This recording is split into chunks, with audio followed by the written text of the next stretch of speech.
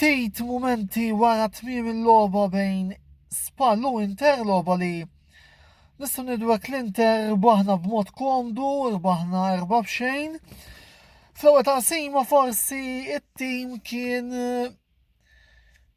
ma nistax ngħidlu kienet taqsima grankez, da fit-tieni taqsima mbagħad l-esperjenza tan Nero Azzurri ħadet over u nistgħu ngħidlu kienet rebħa mistħoqqa. Għal darb'oħra rġajna rajna goals ta' players li kienu fil-mira tal-kritika tagħna fosthom Kandreva u Gagliardini, dan ovvjament ngħidulhom proset u għalfejn le ma nix ngħidu kolli aħna kuntenti b'dawn iż-żewġ scorers.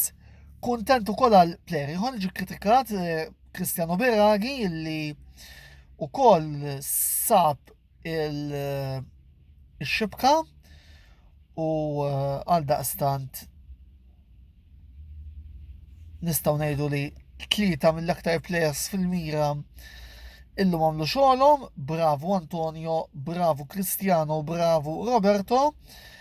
Biss ikolli nammetti li ħadd ħafna pjaċir li rajt illum lil Alexis Sanchez jiskurja Sanchez illi dal-ftit lobbit li daħal ħadem ħafna t-tim u inħoss li l-gow tal-lum kien wieħed mistħoq.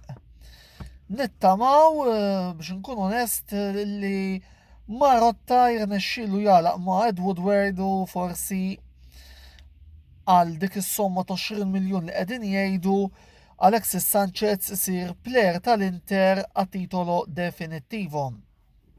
Kif qegħdin jgħidu. Christian Eriksen illum ma tantx rajtu fl-azzjoni, ma tantx der involut u forsi dawn kixnijat li qed jgħidu li forsi Eriksen mhux qed jiffitja l-logħba ta' Conte naħseb irdu nibdew nikkunsidrawhom. Iva jkolli nammettu wkoll li Spal kien ħaqhom penalty, kellhom penalty fil-bidu ta' t-tieni taqsima jidhirli iżda all in all naħseb kienet rebħa komda, rebħa li permezz tagħha sa fl-aħħar ġejna tlejna fit-tieni post, 71 punt, 6 inqas minn Juventus u kif bdejt ngħid il-kollegi li kont qed nara l-logħba magħhom fl-Inter Club Malta, one draw too many might have cost us something more than second place. Ovvjament issa il-post fiċ-Champions League huwa lest.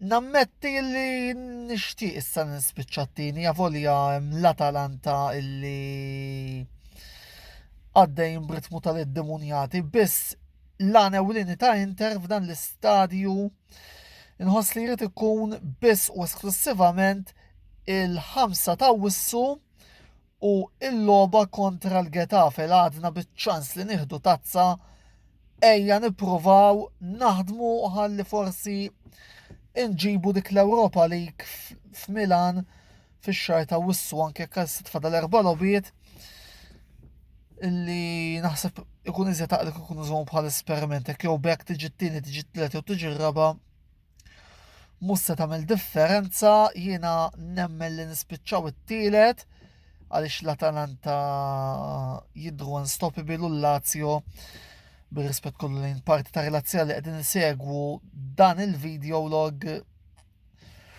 ilhom bi free fall minn żmien il-Covid.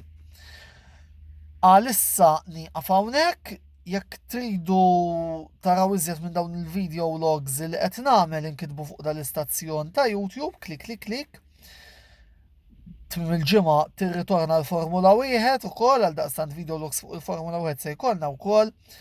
Nisperaw illi il-McLaren, Carlos Sainz u Lando Norris li huma s-sewwieqa tagħna jerġgħu ituna pjaċir għal daqstant klik fuq il-stazzjon tagħna ta' YouTube fuq il-subscribe jekk għadkom ma nktibtux.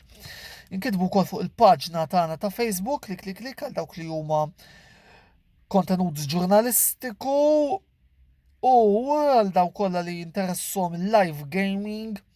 L-istazzjon tagħna ta' Twitch again Antonello Sports Blog, klik għal dawk li huma tliela illi norganizzaw mill-inqas darba fil-ġimgħa flimkien mal-gamers ta' Velocity Esports Racing. Kif tagħmlu daw it-tlet affarijiet bħalma dejjem ngħidilkom għamlu li xjaten tridu. Il-ġurnata tajba ħbieb u bħal dejjem Forza Inter per sempre.